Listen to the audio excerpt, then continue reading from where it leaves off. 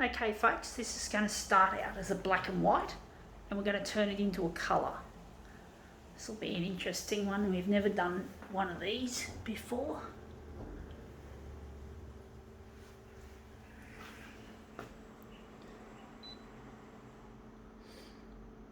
Going to make it map for this.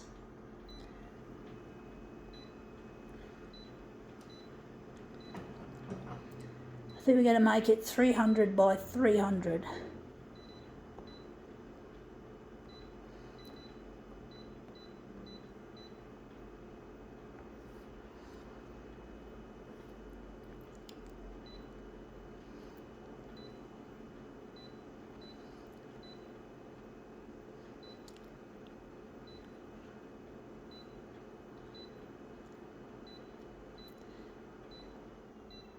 Alright, let's see what we have here. I got it second hand, a box of Rexel staples.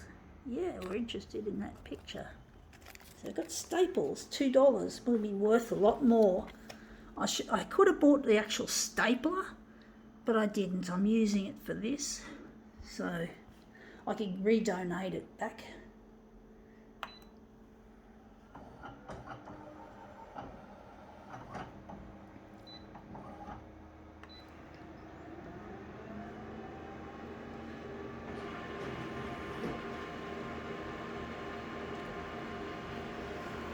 Reminds me of school.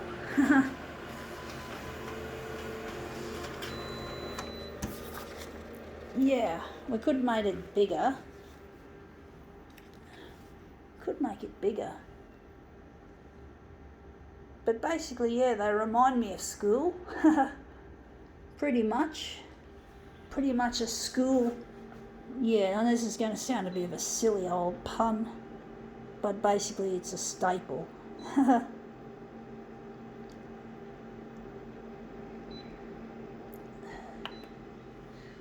As in a staple, as in an object that's an important part of something. Staple food. Yeah. I know my puns are a little bit silly. Anyway, that looks good. We got it as big as we can. Rexel. Indeed, they're a huge company that makes stuff like staples.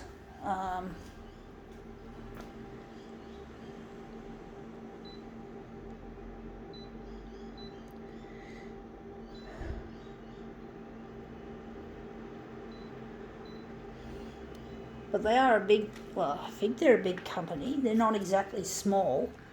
And they do bring back memories of childhood maybe, or maybe high school, both. So we're just going to put it up in the corner pretty much and try to enlarge it even bigger.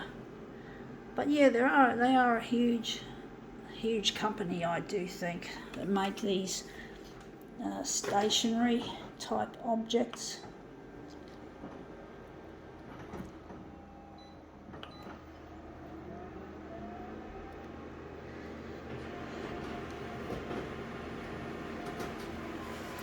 Office stationery. Yeah, that looks all right. We don't want that edge, but we're not going to get too fussed.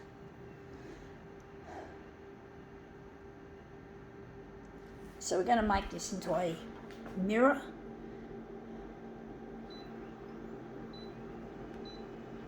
Well, it will be. We're going to make it into a movement.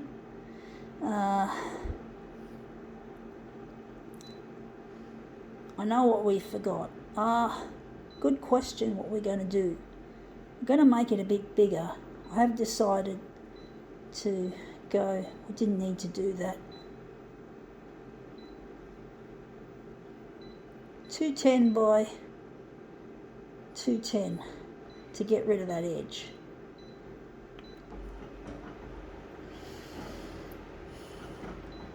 I always associate the name Rexel with staples or staplers, whatever, stapling kit.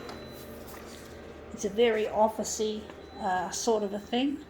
I think that's, I wonder what we did there. I didn't,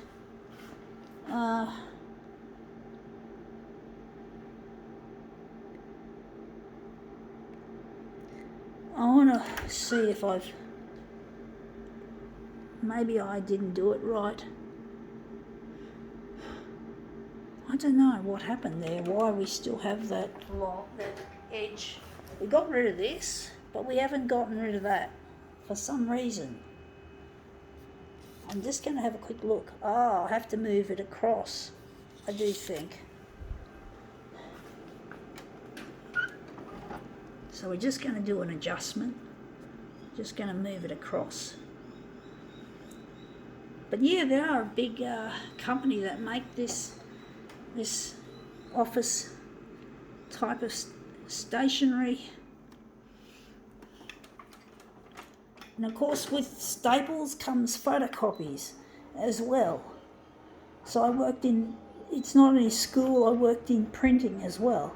I worked in photocopier shops, or copy shops, should I say. A copy shop, it's not as easy as it seems. Working in a copy shop can be very hard work.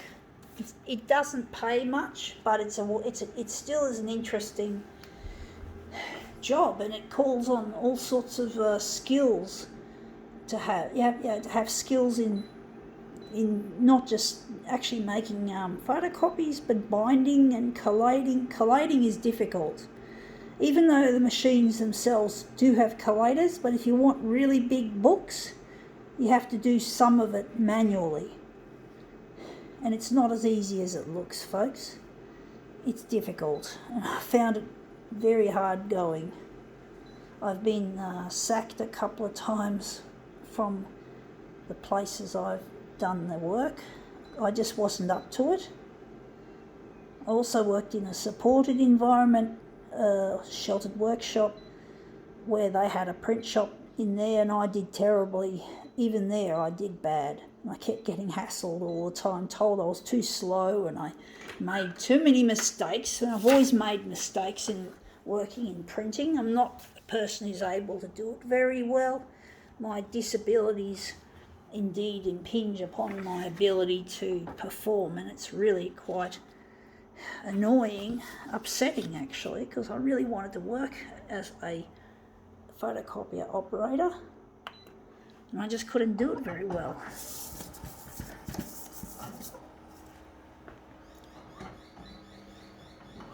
It looks like an easy job, but it's not. At least for me it wasn't. It might be easy for the average person, but it's not easy for me.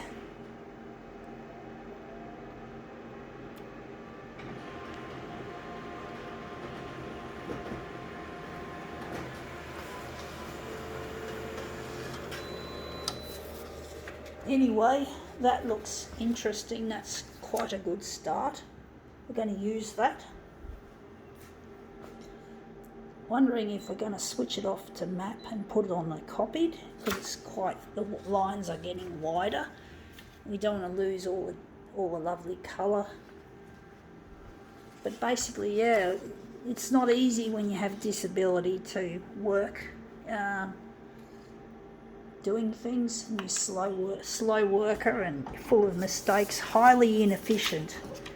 But I'm not going to let that stop me in the future, because one day they'll have implants for my brain to fix the damage done by having a cord around my neck and coming out feet first, or breech, which is what happened when I was born.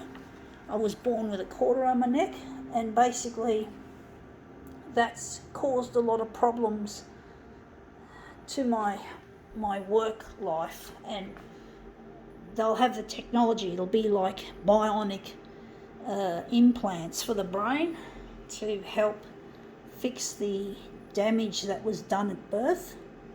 And one day I'm going to become CEO of a future photocopier company, and basically I'm going to build photocopiers that are made to last like 60 years instead of 5 years for the average piece of kit.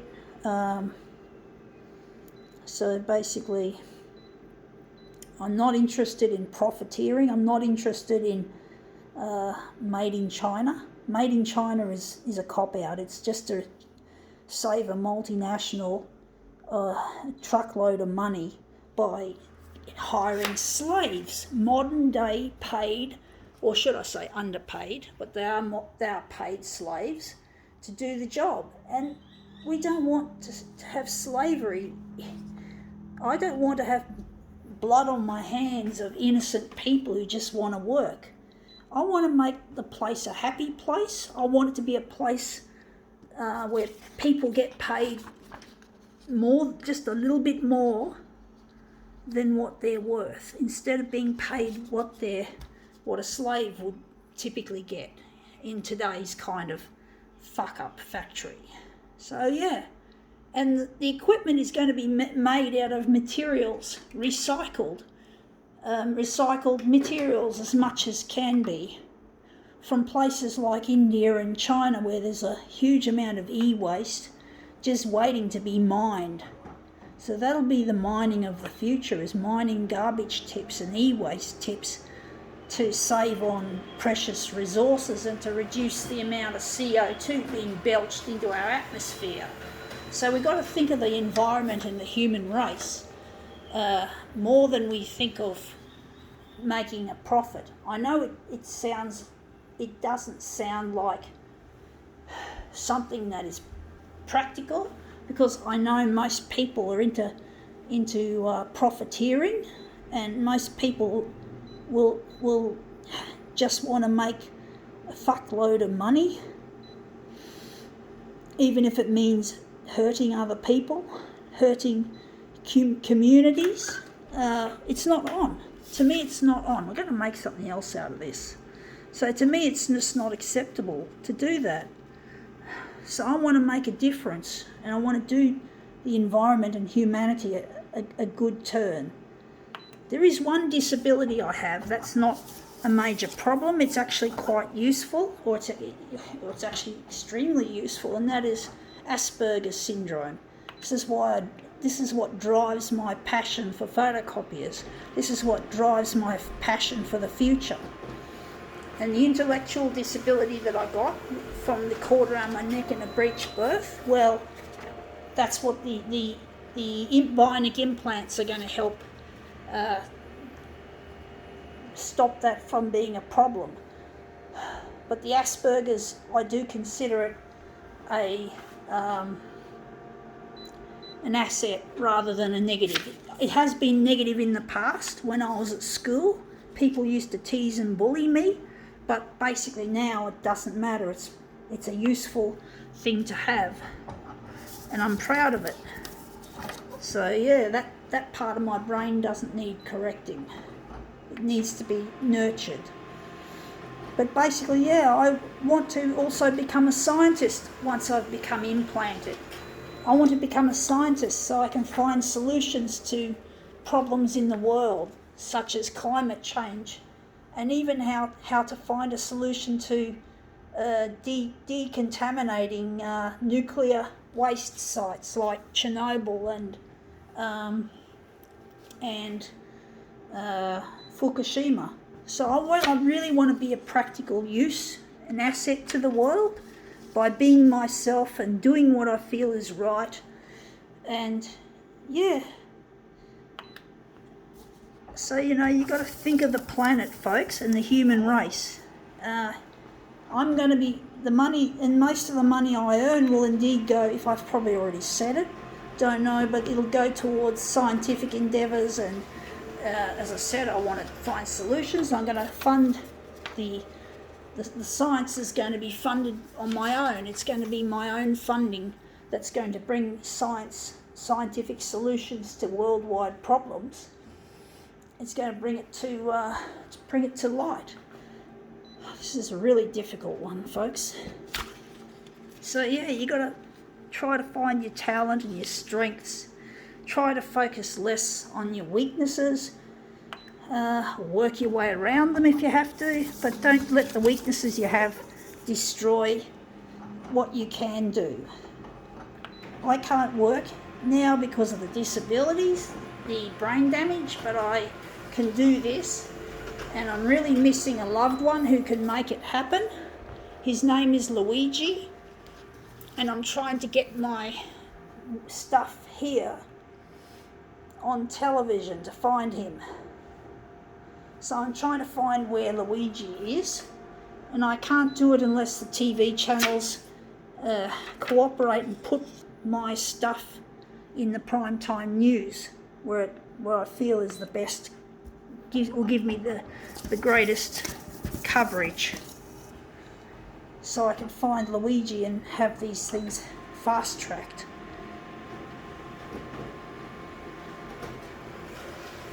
Let's see how this looks. We've got a lot of good ones, potentially good ones.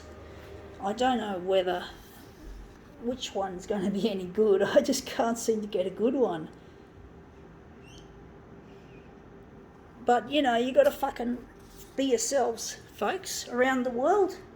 For everyone out there who's watching their televisions, if you could all just be yourselves, do what you love, do what you care about, fuck the fucking status quo as much as you can. For me, I don't have to worry about the status quo, but a lot of people still have to work, and I know they can't. I know, folks, you can't always give your boss the middle finger. I'm giving the photocopier industry the middle finger. I don't care. And again, we got this. I'm actually thinking that's actually a good piece we've just created. I'm thinking because we're not up to the mirror image stage, we're going to just change this fucking cartridge. So this is the Replenish toner cartridge. So this is what you get when your toner actually runs out. And that's the only time you replace your toner, is when that indication comes out. And as you can see, you can't miss it. So we're just going to pull this one out. This dead one, empty one. Yeah, a bit of a mess. Photocopiers are fucking messy shits. I'm going to I don't want to get toner on the floor. I can't use a vacuum cleaner to suck it up because it could cause a fire. When you don't suck up toner with a normal vac, you do it with a special technician's style of vacuum cleaner. I normally do it with both hands. I'll just put the phone down. But yeah, you don't want to vacuum up spilt toner with a conventional vacuum cleaner. It could cause a fire. So you need to get one of those special, I think they're made by 3M, and they're designed especially for technicians, because technicians notoriously have heaps of problems with toner spills. It comes with the territory. But basically, yeah. What was I saying? I'm going to lose all those settings, but that's okay because I'll start afresh with this. Just don't want to get toner on the floor because, oh shit, I got some, that was from another toner cartridge. I have to clean that up before I vacuum. I don't want to vacuum up any toner in case it causes a fire.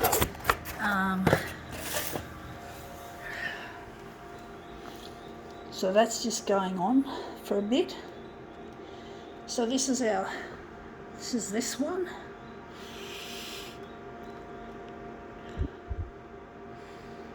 But it's really, you have to basically be yourselves, folks. Being yourself is extremely important because you'll just feel like a square peg in a round hole. And I know what that feels like, folks, because I've spent much of my life wishing I could be someone else. Always envying other people. So many people wish they could be. I know a couple of people at my work have written that they'd like to be Bill Gates. I know Bill Gates has a lot of fucking money. I know he's full of cash, full of money. I think he's the second most rich person, only second, I don't know, but I think I read somewhere, to Jeff Bezos of Amazon. So Amazon, he's the richest man. He's a fucking greedy bitch. Bezos, what's his name? Jeff Bezos or something? He's a fucktard who just cares about money. Why should we I know, and Bill Gates does have a philanthropy group called, his wife is in it, the Bill Gates Foundation, the Melinda and Bill Gates or something Foundation. I do think he could still give more money away than what he does. He doesn't give enough, in my opinion. But yeah, people want to be like Bill Gates because Bill Gates has got a hydrogen-powered yacht worth more than 600 and something million dollars. So people see Bill Gates' life as good because he's got a lot of money. But you can't be Bill Gates, folks. You can't fucking be someone who you're not. You weren't born to be him. It's his fucking place. Even if he isn't giving enough, that's Bill Gates. He's the Bill Gates.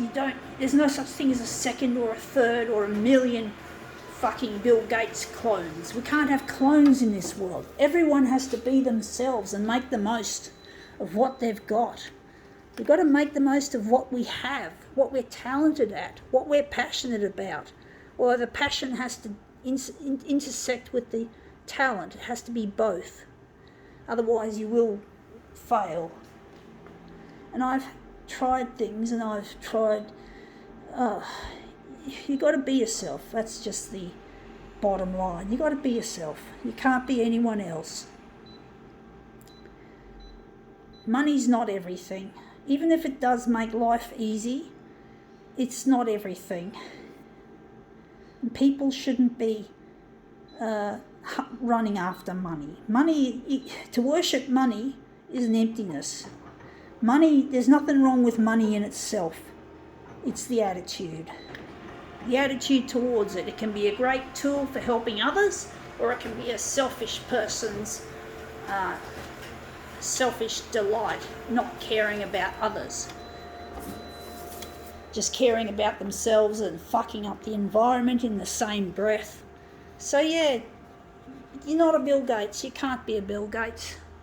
You know, I've often wished I could be someone, but it really doesn't amount to anything, folks. Just wishful thoughts. An unhealthy attitude towards yourself. Anyway, this looks really nice. I think we've cracked it. I think we've made a really good demo. I think that looks nice. I think now we can call this prolongated demo quits.